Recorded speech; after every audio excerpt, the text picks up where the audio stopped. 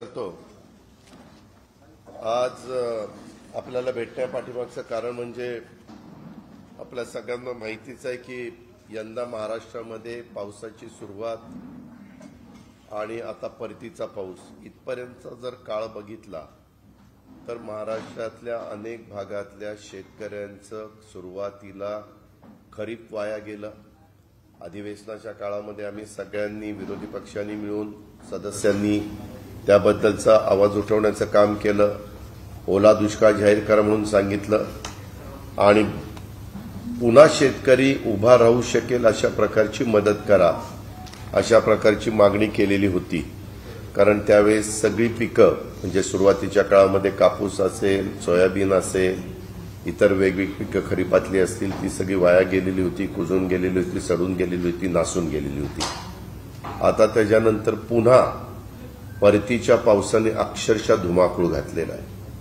पुण्यामध्ये तर ह्या पावसाने सगळं पुणे जलमय करून टाकलेलं आहे। मला सकाळपासून मी माहिती घेतोय अनेक भागातले धरणं भरलेली असल्यामुळं आणि त्याच्यात काय जलसंपदा विभागाचं 15 ऑक्टोबर पासून ते केटीवेरला गेट टाकतात, त्याला पाया टाकता म्हणू शकता, गेट टाकता म्हणू शकता, आणि ते गेट टाकले आणि पाऊस आता सुरू झालाय त्याच्यामुळं त्या केटीवेरच्या वरनं पाणी व्हायला लागलेलं आहे आणि अक्षरशः महाराष्ट्राच्या उत्तरेकडील भागावर व दक्षिण भागावर मोठ्या प्रमाणावर बंगालच्या उपसागरातून येणाऱ्या पूर्वेकडील वाऱ्यासह आपल्या राज्याच्या दक्षिणेकडील भागात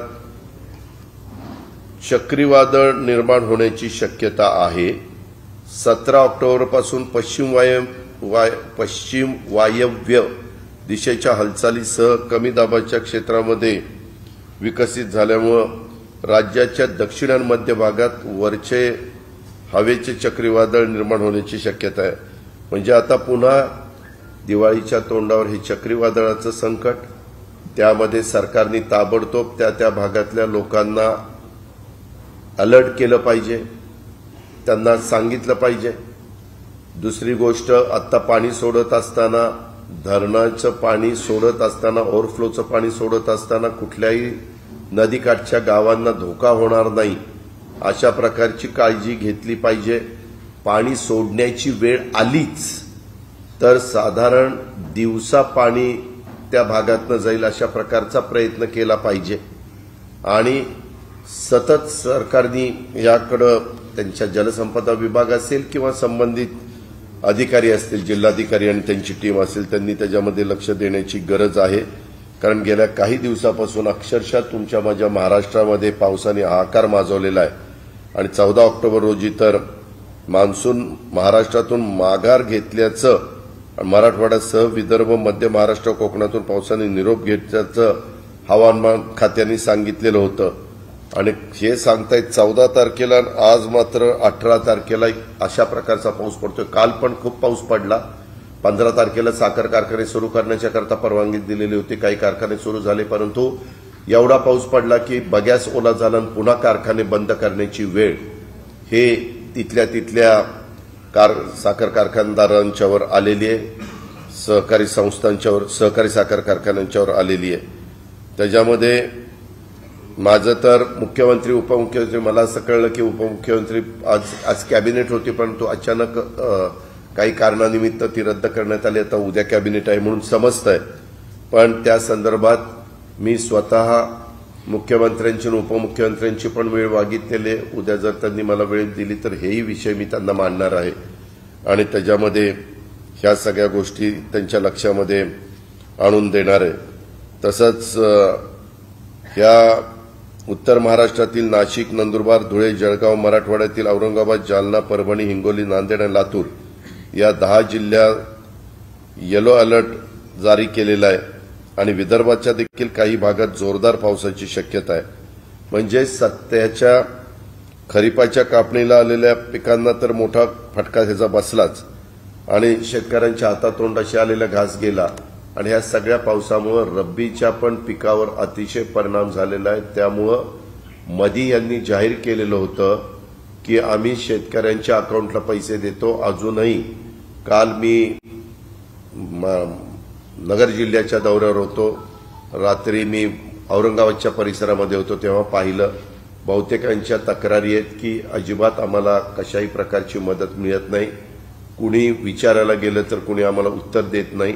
अशा प्रकारची दयनीय अवस्था आज महाराष्ट्रातल्या शेतकऱ्यांची त्या ठिकाणी झालेली आहे आणि याबद्दल सरकार म्हणून राज्याच्या प्रमुखांनी तातडीनं लक्ष देऊन कार्यवाही करण्याची गरज आहे, ही आमची या निमित्तानं मागणी आहे.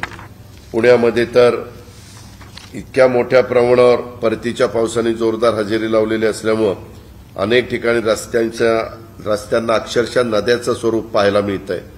पुण्यामध्ये हे एक अडचण आणि वाहतुकीची अडचण अजिबात कुणी बघायला तयार नाही. वाहतुकीच्या संदर्भामध्ये पोलीस यंत्रणेला विश्वासामध्ये घेऊन पुणेकरांना त्रास होणार नाही अशा पद्धतीनं सगळ्या गोष्टी करायला पाहिजेत, परंतु तसं होत नाही. काल तर दगडूशेठ मंदिरात देखील पाणी शिरलं. मंडळाच्या कार्यकर्त्यांच्याकडनं रात्री उशिरापर्यंत पाणी बाहेर काढण्याचं काम चालू होतं. श्रीमंत भाऊरंगारी गणपती ट्रस्टच्या संग्रहालयामध्ये देखील पाणी लागलं. शहरात अनेक भागामध्ये पाणी त्या ठिकाणी आहे. म्हणजे राज्याच्या विविध भागामध्ये परतीचा पाऊस कोसळतोय आणि या पावसामुळे अनेक ठिकाणी जनजीवन देखील विस्कळीत झालेलं आहे. या पावसाचा मोठा फटका शेतकऱ्यांना देखील बसलाय. शेतीचं मोठं नुकसान होतंय आणि या संदर्भामध्ये ज्या प्रकारे लक्ष दिलं पाहिजे तशा पद्धतीनं दुर्दैवाने लक्ष दिलं जात नाही. तेवढ्या गांभीर्याने या सगळ्या गोष्टीकडे बघितलं जात नाही. अशा प्रकारची परिस्थिती. त्याच्यामुळे मी आजच्या या पत्रकार परिषदेच्या निमित्तानं मागणी करतो की रस्त्यांची दयनीय अवस्था झालेली आहे. त्या अतिवृष्टीमुळं अनेक कामं बंद पडलेली आहेत. शेतकऱ्यांचं प्रचंड नुकसान झालेलं आहे. प्रत्येक लोकांच्या घरादारामध्ये पाणी शिरलेलं आहे. ज्यांच्या घरादारामध्ये पाणी शिरलंय, ज्यांना शिफ्टिंग करावं लागलेलं आहे, त्यांना ताबडतोब जे काही धान्य लागतं, आपण तातडीनं जी धान्य देतो म्हणजे गहू देतो, तांदूळ देतो, अशा प्रकारचं राज्य सरकारला निर्णय घेता येतात. तशा प्रकारे कारण त्यांचं धान्य वगैरे सगळंच भिजलेलं आहे. तिथं तातडीनं जिल्हाधिकाऱ्यांना महाराष्ट्रात सरकारने आदेश दिले पाहिजेत की तुम्हाला तिथली परिस्थिती लक्षामध्ये घेऊन आमच्या डायरेक्शनची वाट न बघता तुम्ही तिथले कार्यवाही ताबडतोब त्या ठिकाणी करून टाका. अशा प्रकारे केलं तरच तिथल्या सर्वसामान्य जनतेला त्याच्यामध्ये मदत होणार आहे, दिलासा मिळणार आहे. याबद्दल सरकारने तातडीनं सतर्क होण्याची गरज आहे, हे पण मी आपल्याला मार्फत सरकारला सांगू इच्छितो. दुसरी गोष्ट, दिवाळीच्या मुहूर्तावर मध्ये मुख्यमंत्र्यांनी सांगितलं की आता 100 रुपयामध्ये आम्ही दिवाळी गोड करणार आहे आणि 1 किलो रवा, चणा डाळ म्हणजे रवा 1 किलो, चणा डाळ 1 किलो, साखर 1 किलो, खाद्यतेल देण्याचा निर्णय राज्य सरकारने जाहीर केला आणि घाईघाईत एका संस्थेला 513 कोटी रुपयाचं कंत्राट दिलेलं आहे. आता दिवाळी आली तोंडावर, अजून काहीच कळत नाहीये की किती माल मिळणार आहे. 100 रुपये ज्यावेळेस नागरिकांनी त्याच्याकरता द्यायचे त्यावेळेस सरकारने किती त्याच्यामध्ये भरणार आहेत. कारण दिवाळी हा सगळ्यात तसं बघितलं तर सर्वांचा आवडताच सण आहे आणि फराळाचे पदार्थ काही जण बनवतात. गृहिणी स्वस्त धान्य दुकानामध्ये 100 रुपयात मिळणारा आनंदाचा शिधा घेण्यासाठी पोहोचतायत, परंतु 100 रुपयामध्ये रवा, चणा डाळ, साखर, तेल जाहीर केलेलं असलं तरी अजूनपर्यंत कुठल्याही दुकानामध्ये तशा प्रकारचं शिधा पोहोचलेला नाहीये. ही वस्तुस्थिती आहे. आम्हाला कळलं की महाराष्ट्र स्टेट कोऑपरेटिव्ह कंझ्युमर फेडरेशनला 509 कोटीचं कंत्राट दिलेलं आहे आणि नंतर मंत्रिमंडळाची मान्यता घेतली. अर्थात सरकारने काय करावं आणि काय करू नये हा त्याचा प्रश्न आहे, परंतु पारदर्शकपणे हे साहित्य रिझनेबल दरामध्ये हे त्यांना मिळालं पाहिजे किंवा काही पैसे सरकार स्वतःच्या तिजोरीतनं भरणार असलं तरी त्या पैशाच्या संदर्भातले पण रेट त्या शिधाचे व्यवस्थित त्या ठिकाणी असले पाहिजे. अजून मला ते रेट मिळाले नाही, परंतु त्याच्यात काहीतरी गौडबंगाल आहे असं दबक्या आवाजामध्ये चर्चा त्या ठिकाणी चाललेली आहे। त्याचबरोबर आता हे सरकार येऊन 100 दिवसाच्या पेक्षा जास्त दिवस झालेले आहेत, तरी पण ठीक आहे, 9चे 9 दिवस असतात, आम्हालाही समजतं, तरी ह्यांचे लोकप्रतिनिधी कसं आपण बोलावं, कसं वागावं त्याचं अजिबात तारतम्य यांना राहिलेलं नाहीये। कुठं अधिकाऱ्यांना सांगायचं तुमच्या बापाची पेंड आहे का, किती वाजता आला, तुमची प्रतीक्षा करायला आम्ही काय बापाची नोकर आहोत का, कानाखाली आवाज काढल्यानंतर तुम्हाला समजेल। ही भाषा महाराष्ट्रामध्ये, ही महाराष्ट्राची संस्कृती नाहीये। हे मुख्यमंत्री उपमुख्यमंत्र्यांना दिसत नाही?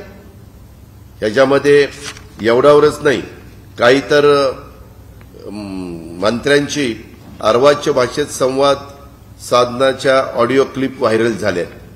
त्यामध्ये कळलं पाहिजे की खरोखरीच त्यांचा आवाज आहे का नकली आवाज कुणी काढला। कदाचित मंत्र्याला बदनाम करण्याच्या करता कुणी कारस्थान रचलंय का हेही तपासा, आणि तसं नसेल तर मंत्रीच जर काम नाही करे तुम्हाला काही सणासुदीचं दिवसभरातनं 500 फोन लावता, काही करत नाही, मी रद्द झाली ती परीक्षा रद्द केली, फोन ठेव, ही भाषा।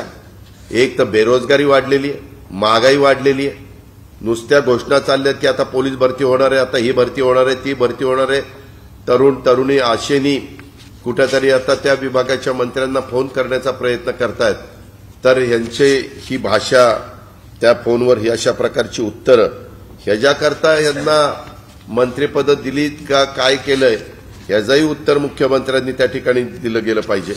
असं बऱ्याच जणांच्या मध्ये तर एका मंत्र्यांच्या स्वतःच्या इन्स्टिट्यूटमध्ये हॉस्टेलमध्ये मुलीवरच बलात्काराच्या संदर्भातल्या काही गोष्टी, म्हणजे तशा प्रकारचा त्याच्यावर अन्याय होण्याच्या बद्दलच्या काही गोष्टी पुण्यामध्ये घडल्या।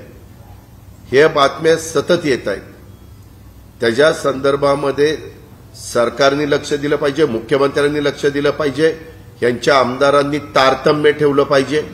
कुठल्याही परिस्थितीमध्ये कायदा हातात घेण्याचा अधिकार सरकार यांचा आला म्हणजे काय, कायदा यांच्या लोकप्रतिनिधींना हातामध्ये देण्याचा अधिकार हा कोणी त्यांना त्या ठिकाणी दिलेला नाहीये।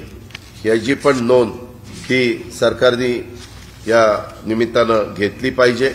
मध्ये 15,000 मराठी शाळा बंद करण्याचा घाट अशाही प्रकारची बातमी आलेली होती, त्याहीबद्दल सरकार नक्की काही सांगेना, कारण कमी पटसंख्येच्या नावाखाली गोरगरीब वंचित दुर्गम भागातील लेकरांचं शिक्षण संपुष्टात येण्याची भीती या निमित्तानं तयार झालेली आहे।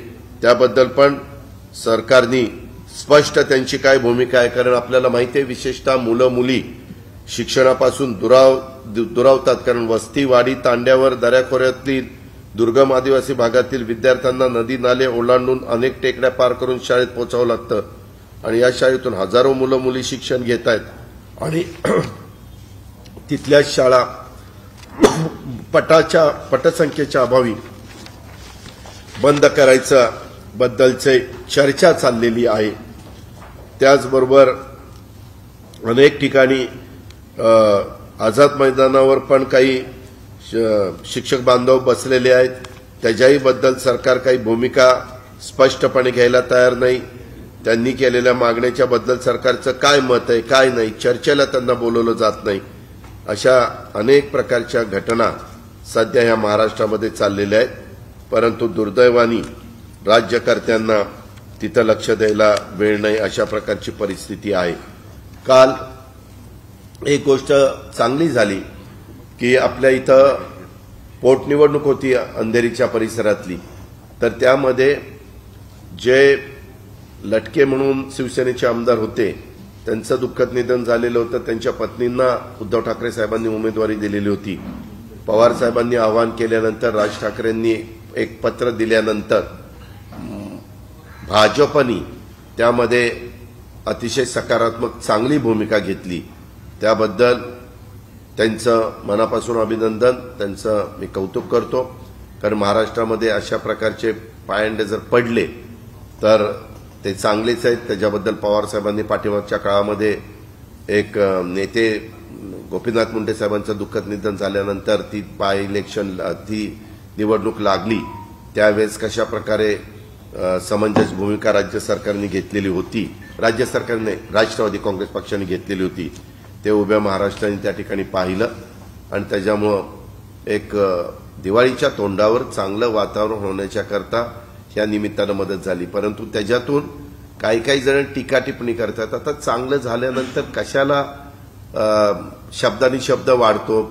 त्याच्यामुळे माझं सर्वच इतर राजकीय पक्षांना आव्हान आहे की ती घटना चांगली झाली, त्याच्याबद्दल चांगल्याला चांगलं म्हणलं पाहिजे। त्या संदर्भात वेगळा काहीतरी अर्थ काढून पुन्हा कुणाला तरी डिवचण्याचा प्रयत्न, उचकवण्याचा प्रयत्न हा अजिबात करता कामा नये, हे माझं स्पष्ट मत आहे। काल ग्रामपंचायतीच्या निवडणुकीचे निकाल लागलेत।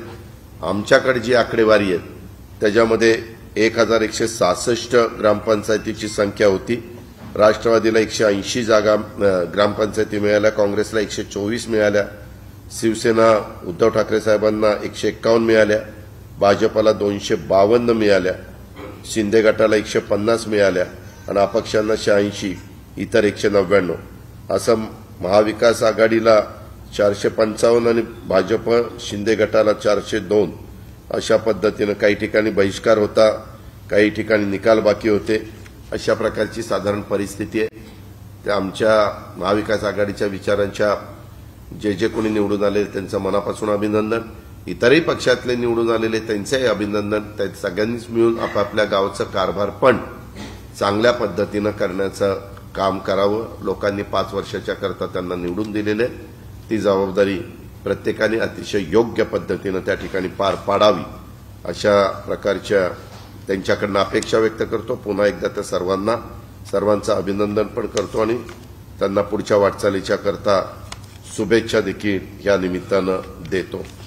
मित्रांनो, त्याचबरोबर सध्या अजून काही सरकार नक्की काय हवामान खात्याच्या किंवा चक्रीवादळाच्या बद्दल किंवा वादळाच्या बद्दल होणार आहे त्याबद्दल अजून स्पष्टपणे सांगायला तयार नाही। उद्या त्यांची कॅबिनेट आहे। खरं तर त्यांनी त्या निमित्तानं कॅबिनेट झाल्यावर किंवा त्यांना सोयीचं असेल तेव्हा त्याबद्दल सांगितलं तर जनता त्याच्याबद्दल अधिक माहितीनं जागृत राहील आणि जी काही खबरदारी काळजी घ्यायला पाहिजे तशा पद्धतीनं काळजी ही प्रत्येकाकडनं त्या ठिकाणी घेतली जाईल। मला माहिती आहे की अशा प्रकारची नैसर्गिक संकट येतात त्यावेळेस सगळं सरकारवर ढकलून चालत नाही, काही जबाबदार नागरिक या नात्याने आपली पण जबाबदारी असते, परंतु ते कळलं पाहिजे लोकांना, ग्रामीण भागातल्या सगळ्या सहकाऱ्यांना, शहरी भागातल्या लोकांना। ही मात्र आमची अपेक्षा आहे, तशा प्रकारची आम्हा लोकांची मागणी आहे। आणि हा आता परतीचा पाऊस पडतोय त्याच्यामध्ये अतिवृष्टी होतीये म्हणून ओला दुष्काळ जाहीर करायची पुन्हा मी मागणी करतो आणि जे शेतकऱ्यांचं नुकसान झालेलं आहे त्याबद्दल ताबडतोब जिल्हाधिकारी, कृषी विभाग, रेव्हेन्यू विभाग, ज्या कुठल्या विभागाला त्यांना जे आदेश द्यायचे असतील ते त्यांनी द्यावेत आणि त्याच्यामध्ये मदत त्या ठिकाणी करावी। तातडीची मदत करून सरकार काय करणार आहे तेही त्या ठिकाणी जाहीर करावं, अशा पद्धतीनं मी मागणी करतो। काल मला एक माहिती, उद्धव ठाकरे साहेबांचे समर्थक खासदार आहेत त्याच्यामध्ये राजन विचारे म्हणून आपल्या ठाण्याचे खासदार आहेत, त्यांनी आपल्या जीवाला धोका असल्याचं पत्र पोलीस महासंचालकाला पाठवलेलं आहे आणि त्यांची काहीतरी पोलीस सुरक्षा कमी करण्यात आलेली आहे। खरं तर त्यांच्या जीवाचं बरं वाईट झाल्यास त्यांनी सरळ सांगितलं की राज्याचे मुख्यमंत्री आणि राज्याचे गृहमंत्री आणि उपमुख्यमंत्री हे जबाबदार राहतील, असं विचारे साहेबांनी म्हटलेलं आहे आणि त्यांनी पोलीस महासंचालकांना पण पत्र पाठवलेलं आहे। माझं म्हणणं की सरकार येत असतात, सरकार जात असतात, कोण कुठल्या पक्षाचं आहे, कुणी लोकप्रतिनिधी असू, कुणी सर्वसामान्य माणूस असू, प्रत्येक माणसाचं, नागरिकाचं संरक्षण करणं हे त्या राज्यांची जबाबदारी असते, तिथल्या पोलीस खात्याची जबाबदारी असते, कायदा सुव्यवस्था चांगली ठेवण्याच्या दृष्टिकोनातनं।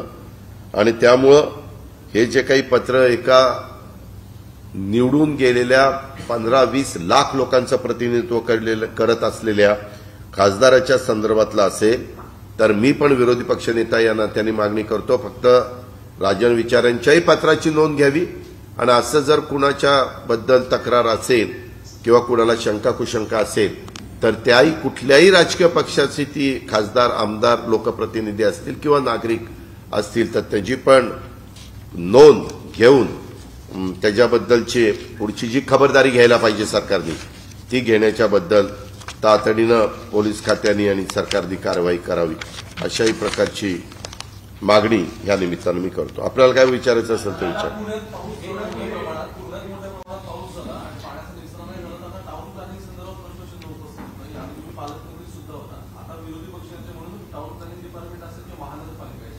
याबद्दल खरं तर टाउन प्लॅनिंग आणि महानगरपालिका पुण्यामध्ये अनेक ठिकाणी बिल्डर लोकांनी किंवा यांच्या लांगे बांधे असतात कॉर्पोरेशनमधल्या अधिकाऱ्यांचे आणि संबंधित बिल्डरचे आणि त्याच्यातनं निसर्गाने पूर्वीच्या काळामध्ये तयार केलेले जे काही नॅचरल सोर्स होते म्हणजे ओढे, नाले, नद्या इथंच मोठ्या प्रमाणावर कुठं राडा टाका, कुठं अतिक्रमण करा, कुठं लेवलिंग करा, बुजवा आणि तिथं बिल्डिंग बांधा अशा प्रकारची परिस्थिती केली. मागे पुण्यामध्ये हेच घडल्यानंतर त्यावेळेस पालकमंत्री या नात्याने मी बैठक घेतलेली होती. त्यावेळेस भाजपची कॉर्पोरेशनमध्ये सत्ता होती. मी त्यावेळेस तिथल्या महापौरांना आणि आयुक्तांना सगळ्या टीमला सांगितलेलं होतं ह्याच्यात राजकारण आणू नका, परंतु पुण्याच्या आजूबाजूला टेकड्याचा भाग आहे, डोंगराचा भाग आहे, तिथून ज्यावेळेस मोठ्या प्रमाणावर पाणी जोरात खाली येतं त्यावेळेस ते पाणी ओढ्या नाल्यांनी नदीपर्यंत मिळण्याच्या करता त्यांचं जो मार्ग आहे त्या मार्गावरची अतिक्रमणं ताबडतोब काढली पाहिजेत. त्याच्यामध्ये कुणी बांधकाम केलेलं असलं तर ते बांधकाम तोडलं पाहिजे. आणि काही ठिकाणी काय केले, काहींनी ते मोठे नाले होते ते बुजवलेत आणि पायपा टाकल्यात. त्या पायपाची साईज आहे बारकी, त्या पायपामध्ये तेवढ्या साईजचं पाणी बसत पण नाही आणि मग पाणी मागं दाबलं जातं आणि ते सगळं पाणी नागरिकांच्या वसाहतीमध्ये शिरतं आणि त्यांची घरं पाण्याखाली जातात आणि त्यांचं नुकसान होतं. ही एक गोष्टी आहे. आणि पुण्यातली वाहतूक एवढी वाईट अवस्था पुण्यामध्ये आहे की तुमच्यातले पैकी कुणी जर पुण्याला गेला तर म्हणाल की ही एक वाहतूक व्यवस्था आहे का काय. आता सरकार आहे, पालकमंत्र्यांनी लक्ष दिलं पाहिजे, पोलीस खात्याने लक्ष दिलं पाहिजे, ट्रॅफिकने लक्ष दिलं पाहिजे, पोलीस कमी पडत असेल तर वॉर्डर्स नेमले पाहिजे, त्याच्यामध्ये इतर होमगार्डची मदत घेतली पाहिजे, जे जे काही शक्य असेल ते करले पाहिजे. कारण आता दिवाळी 2 वर्ष मागची करोनाच्यामुळं उत्साहाने सण साजरे करता आले नाही, मर्यादा होत्या, तर लोक मोठ्या प्रमाणावर बाजारामध्ये बाहेर पडतायत. अक्षरशः बाजारपेठा फुलून गेलेल्या आहेत.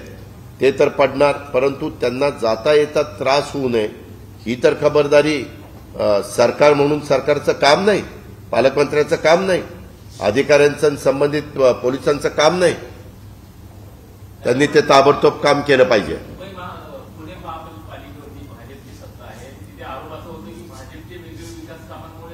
भाजपची सत्ता नाही बाबा, आता कुठंच सत्ता, सगळीकडे प्रशासक आहे. होती एक मिनिट, आपल्या देशामध्ये जिथं जिथं शहरं डेव्हलप होतात तिथं बहुतेक ठिकाणी मेट्रोची कामं चालतात, फ्लायओव्हरची कामं चालतात, त्याच्या संदर्भात आरयूबीची रेल्वे अंडरब्रिजची कामं चालतात, रेल्वे ओव्हरब्रिजची कामं चालतात, त्याच्या संदर्भामध्ये अनेक प्रकारची कामं तिथं चाललेली असतात. तसं पुण्यामध्ये पण चाललेले आहेत. तरी पुण्यामध्ये ती चाललेली असताना ती वेळेत होण्याकरता मी 15 दिवसाला मीटिंग घ्यायचो. तुम्ही बघा, 2.5 वर्षामध्ये माझ्या मीटिंग मंत्रालयामध्ये व्हीसीवर ठरलेल्या असायच्या आणि 15 दिवसांनी आढावा घेत असताना नुसतं पुण्याचा नाही, महाराष्ट्रातले महत्वाच्या प्रकल्पाचा मी आढावा घ्यायचो. त्यावेळेस काय अडचणी आहेत, काय नाही, सगळ्या खात्याचं कोऑर्डिनेशन करणं, निधी नसेल तर तो निधी उपलब्ध करून देणं, अजून काही कोर्ट कचेऱ्या वगैरे काही असतील तर त्या सोडवणं, काही तिथं राजकीय समस्या असतील तर संबंधितांशी बोलणं, असं सगळं करून आम्ही करत होतो. तुम्ही पहा, गेल्या 100 दिवसामध्ये कुणी आढावा घेतला, कुणी काय त्या ठिकाणी केलं, यांना वेळच नाही, बाकीचीच कामं जास्त लागली. तो महाराष्ट्र कोऑपरेटिव्ह प्रकरणामध्ये तेवढंच तुला तर तेवढंच पाहिजे. हा बोला. एक मिनिट. हे कितीदा झालं आतापर्यंत? एक मिनिट. 2012ला का काहीतरी 9ला काहीतरी दर प्रत्येक वेळेस तिथं अजित पवारचं नाव येतं. अजित पवार आणि 75 ते 75ची नाव येत नाही. अजित पवार की तुम्हाला पण टीव्हीला अजित पवारचा फोटो, अजित पवारचं नाव, हेडलाईन. मी काल पण सगळ्या पेपरमध्ये बघितलं. माझं स्वतःचं स्पष्ट मत आहे, त्यांनी काय चौकशी करावी आता सरकार त्यांचं आहे. मागं चौकशी सहकार विभागाने केली होती, रिटायर न्यायाधीशांनी केलेली होती, सीआयडीने केलेली होती, एसीबीने केलेली होती, ईओडब्ल्यूने केलेली होती. पण आता पुन्हा बातमी अशी माझ्या कानावर जी आली, मी तुमच्या पेपरमधनं जी वाचली, मीडियामध्ये जी पाहिली, की पुन्हा ईओडब्ल्यूला काय सांगितलं का नाही मला काही माहिती नाही. मी एक नागरिक आहे, माझी पद्धत अशी आहे, मी संविधान, कायदा, नियम मानणारा एक सहकारी आहे. त्यामध्ये चौकशी करताना मला जे काही प्रश्न विचारतील ते प्रश्नाची उत्तर देण्याची माझी तयारी आहे आणि चौकशीला पूर्णपणे सहकार्य करण्याचं माझी भूमिका आहे. मी सांगितलं ना, जे कुणी चौकशी करतील, तुम्ही माझी उद्या चौकशी केली आणि तुम्हाला तो अधिकार असेल तर उत्तर द्यायचा अधिकार आहे. फक्त ती चौकशी करण्याचं राज्य सरकारच्या एजन्सी किंवा केंद्र सरकारच्या एजन्सी असतात, त्यांना अधिकार आहे. त्या संदर्भात चौकशी तर प्रत्येकाची होऊ शकते, त्यांना ज्यांची चौकशी करावीशी वाटेल.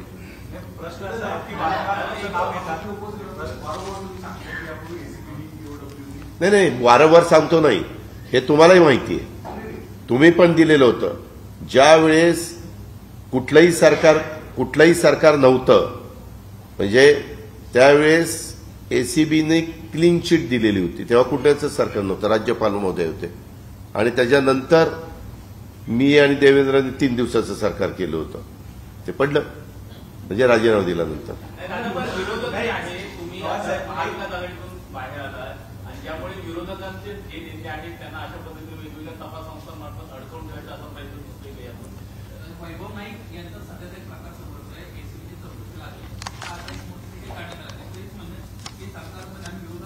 मला त्याच्याबद्दल काहीच म्हणायचं नाही. जनता शहाणी आहे, जनता पाहतीये. तुम्ही उगीच खुंटा आमच्या हातनं मजबूत करायचं काम करू नका. मला त्याच्याबद्दल कुणावर आरोप पण करायचे नाही, प्रत्यारोप पण करायचे नाही. वारंवार जुन्या चौकशा बाहेर काढण्याची ते धमकी देणारी या प्रकारे सांगणं कुठे ना कुठे विरोधी पक्षांच्या तोंडावर पुन्हा कुलूप बांधण्याचा प्रयत्न. मला माहिती नाही, मी ह्या प्रश्नाचं उत्तर देऊ शकत नाही.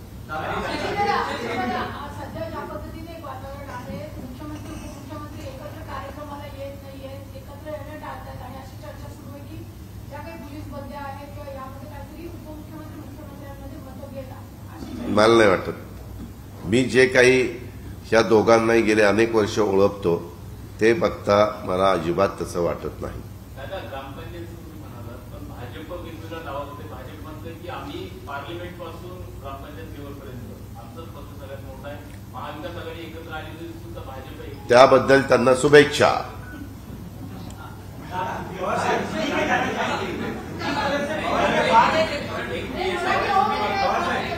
एकाने विचारून पीएसआयची संघटना आहे, त्यामध्ये तपास संस्था ज्या सांगतायत की 2048 साली हिंदू राष्ट्राच्या ऐवजी मुस्लिम राष्ट्र बनवायचं होतं, म्हणून अशा पद्धतीनं वेगवेगळ्या पद्धतीनं पीएसआय संघटना काम करत होती. आणि त्या संदर्भात न्यायालयामध्ये सरकारी वकिलांनी असं युक्तिवाद केलाय की कार्यकर्ते जे आहेत पीएसआयचे ते मुस्लिम राष्ट्र बनवण्यासाठी प्रयत्न करत होते. तुम्हाला वाटतं की? मला ह्याच्याबद्दलची काही माहिती नाहीये.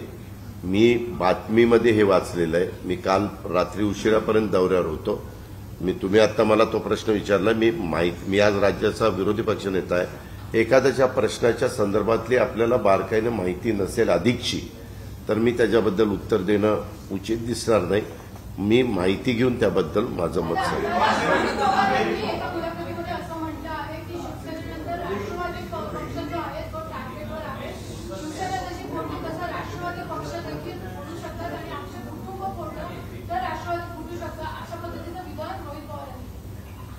रोहितला विचारतो काय बाबा त्या मैदानामागचा अर्थ काय आहे विचारतो. हे काय असं फोडातोडीचं राजकारण, फोडणं पिडणं, प्रत्येकाला आपापला पक्ष वाढवायचा अधिकार आहे. भाजपला आहे, काँग्रेसला आहे, शिवसेनेला आहे, राष्ट्रवादीला आहे, उद्धव ठाकरे साहेबांच्या शिवसेनेला आहे, शिंदे साहेबांच्या शिवसेनेला, सगळ्यालाच आहे, मनसेला आहे. त्याच्यामुळं ज्यांनी त्यांनी आपापल्या पद्धतीनं काम करावं. काय होतं अलीकडच्या काळामध्ये कुणीतरी काहीतरी त्याच्याबद्दल वेगळं काही मत व्यक्त केलं तर आता मधी मी एक बोललो होतो की मला असं वाटतं एकंदरीतच तुमच्यासारख्याच पत्रकार मित्रांनी कुठेतरी प्रश्न विचारलेला होता की बाबा हे सरकार किती काळ चालेल. ज्या दिवशी सरकार आलं त्याही दिवशी मी तुम्हाला सांगितलं होतं 145चा आकडा त्यांच्याबरोबर आहे तोपर्यंत हे सरकार चालेल. मी या मताशी शेवटपर्यंत ठाम राहणार आहे. तर सांगितलं अजित पवारांनी काहीतरी त्या आमदारांच्यात असं सांगितलं तसं सांगितलं. मला काय करायचं, मला माझं काम भरपूर पडलंय. त्यांचं त्यांना लखला, आमचं आम्हाला लखला.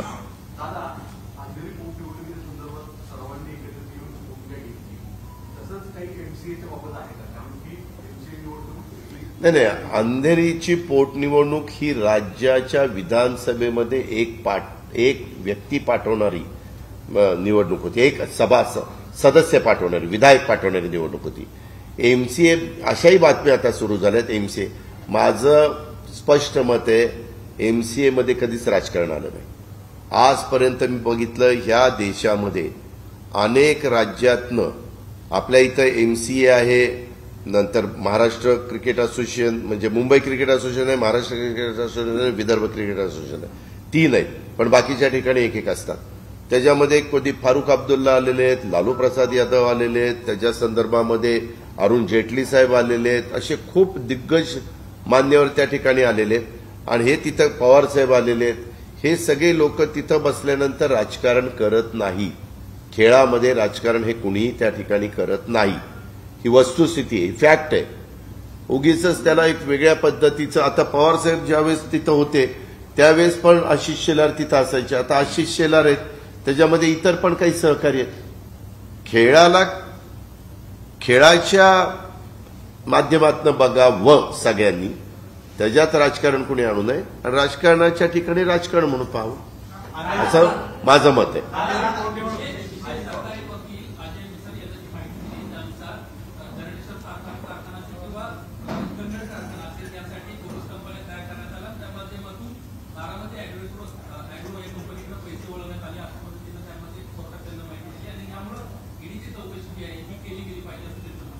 हो का, चौकशी करण्याचा अधिकार त्यांना आहे. मी मगाशीच सांगितलं ना, चौकशी त्या ठिकाणी करावी.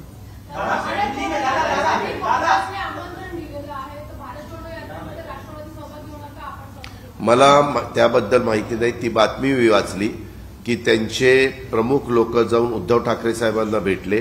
त्याबद्दल उद्धव ठाकरे साहेब सांगतील, तो सांगण्याचा शिवसेना उद्धव बाळासाहेब ठाकरे काय करणार आहे तो त्यांचा अधिकार आहे. आणि राष्ट्रवादी काँग्रेस पक्षाचे सर्वोच्च नेते आदरणीय पवार साहेबांना भेटले.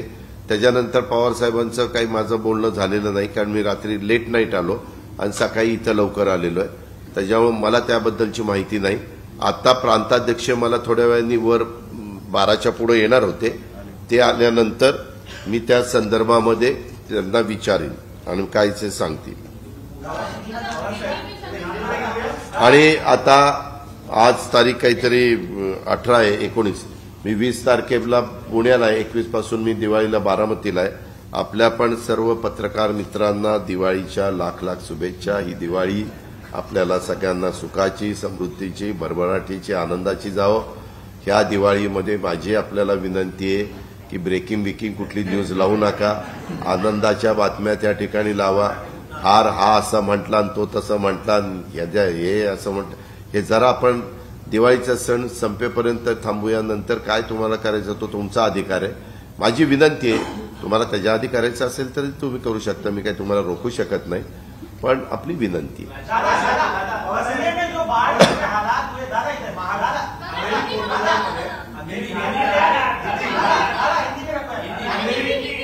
बोलो ना.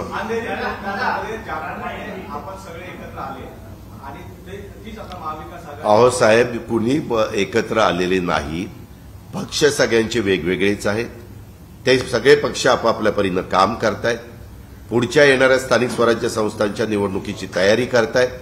त्यामध्ये फक्त काही पक्षाच्या प्रमुखांनी आव्हान केलं आणि त्या आव्हानाला भाजपनी प्रतिसाद दिला आणि त्यांचा जो अधिकृत उमेदवार होता त्याला फॉर्म मागे घ्यायला सांगितला.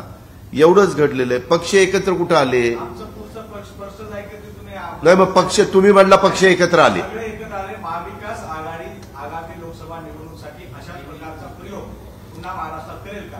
आमचे नेते त्याबद्दलचा विचार करतील. नेत्यांनी विचार केला आणि आम्हाला सांगितलं की असा विचार आपण करणार आहोत, तर मी उत्तर दिलं आम्ही करणार आहोत. त्यांनी सांगितलं नहीं करणार तर नहीं करणार. दादा, पुणे में भारी बारिश हुई है, वापसी की बरसात, वाटर लॉगिंग देखी गई है, तालाब में तब्दील हो चुका है पूरा. किससे जिम्मेदार मानेंगे आप? इसके बारे में एक तो गवर्नमेंट ने ध्यान देना चाहिए, दूसरा पीसीएमसी के एरिया में ध्यान देना चाहिए, पीएमसी ने पीएमसी के एरिया में ध्यान देना चाहिए, टाउन प्लानिंग वालों ने ध्यान देना चाहिए. क्योंकि ये जो भी सिटीज होती है वो सब सिटीज बढ़ रही है. पॉपुलेशन वहां बढ़ रहा है, वहां नया नया कंस्ट्रक्शन हो रहा है, फ्लाईओवर हो रहे हैं, मेट्रो हो रही है, रोड्स बन रहे हैं, ओवरब्रिज हो रहे हैं, सब कुछ हो रहा है. तो ये सब होते हुए जो उसके नेचुरल मार्ग है पानी बहने के लिए वो बंद नहीं होने चाहिए. ये सब पानी जो ऊपर से नीचे आता है वो रिवर को मिलना चाहिए. फिर रिवर से वो डैम पे चला जाएगा या रिवर से समुद्र पे चला जाएगा. ऐसा पुणे में हुआ नहीं है. बीच में पुणे की जिम्मेवारी पुणे पिंपरी चिंचवड की जिनके पास थी या जिनके यानी बीजेपी के पास थी, उन्होंने उसमें ध्यान देना चाहिए था. मैं जब वहां गार्डियन मिनिस्टर था सब पुणे को मालूम है. आपके कुछ प्रेस वालों को भी पता है. हर हफ्ते सुबह 7 बजे से मैं काउंसिल हॉल या कलेक्टर ऑफिस में बैठता था और ये सब जो भी या वहां ट्रैफिक की जो सिचुएशन तैयार हुई है, इतना ट्रैफिक कि जहां 15 मिनट लगना चाहिए जाने के लिए वहां 1.5 2 घंटा लगते हैं, तो भी कोई ध्यान नहीं देता.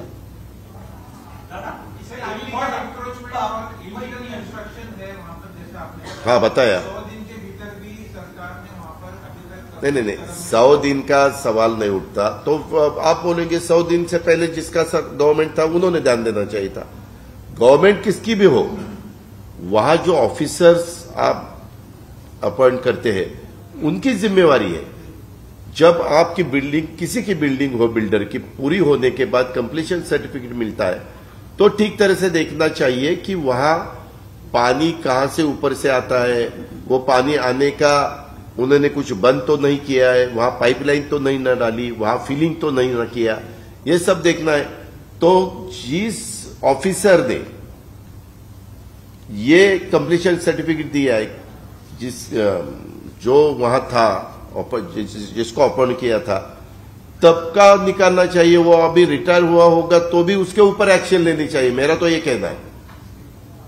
और अभी भी जो कंस्ट्रक्शन चालू है उसमें मैंने एक पीएमसी पीसीएमसी का नाम लिया, लेकिन उसमें पीएमआरडीए भी आता है.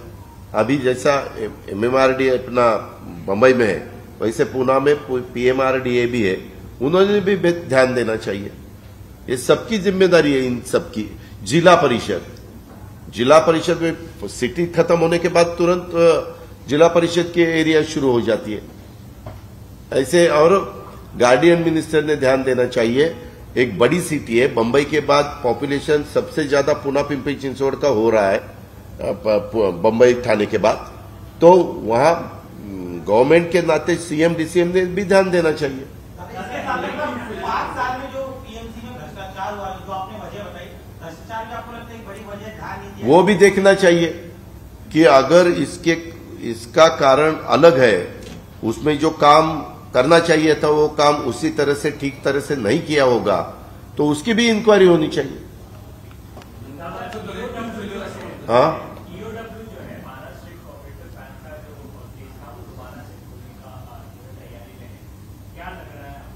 उनको इंक्वायरी करने का अधिकार है. जिनकी भी इंक्वायरी करेंगे वो उसके बारे में जवाब देंगे। मुझे कुछ पूछताछ हुई तो मैं भी उसमें पूरा सहयोग करूंगा। विपक्ष को आवाज दबाने की कोशिश कर रही क्योंकि पुराने मामले लगातार उसके बारे में मुझे नो कमेंट्स। जैसे ही इलेक्शन नजदीक आते हैं ऐसे मुद्दे बार-बार आपके ऊपर नजर आते हैं, कैसे देखते हैं कि इंक्वायरी वाले आप जैसे देखते हैं उसी हिसाब से मैं भी देखता हूं। Okay, thank you.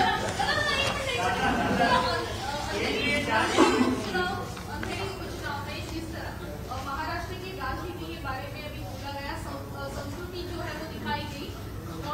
पूरे इस मामले में जो है वो शिवसेना से अभी विवादास्पद जो है वो बयान आते हुए नजर आ रहे हैं। उन्होंने कहा है कि बीजेपी हमसे डर गई, जबकि ये संस्कृति की बात ये बराबर नहीं है। ऐसे मैंने पहले ही बताया कि ये जो अलग अलग पार्टियां, ये हमारी पार्टी हो या दूसरी कोई भी पार्टी हो, एक अच्छा डिसीजन पवार साहब जी ने और राज ठाकरे जी ने इसके बारे में रिक्वेस्ट की, उसको बीजेपी की तरफ से पूरा सपोर्ट किया गया, उन्होंने कैंडिडेट विड्रॉ किया, एक अच्छा माहौल हुआ है। दीपावली अभी आई है, तो ये माहौल बनने के बाद कोई भी पार्टी ने उसके खिलाफ अलग स्टेटमेंट निकाल के गलत अर्थ निकालने की जरूरत नहीं है। अभी मैं तो ये डिसीजन बीजेपी वालों ने लिया, इसीलिए बीजेपी का अभिनंदन, उनको धन्यवाद। नमस्ते।